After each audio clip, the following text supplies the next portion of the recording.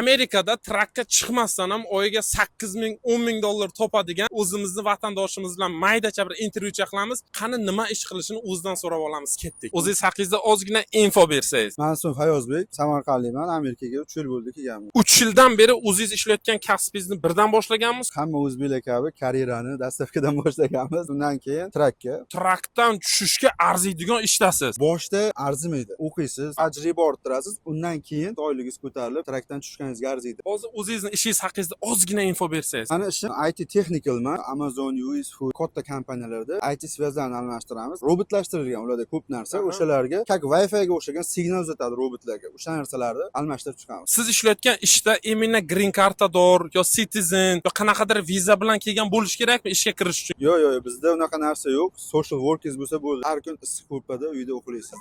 Trakchilar ham issiq ko'rpada uxlaydi. Ko'pchilik o'ylaydi trakchilar ham ko'chada uxlaydi debmi? Hayotini ko'rganman, trakda yashaganman, o'shancha aytyapman. Trakchilarning ishi ham oson emas.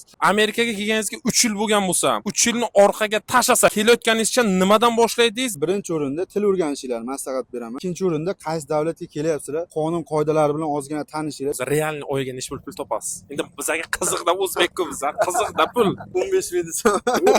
Bo'lmasa joyi qoladi. Rozimisiz?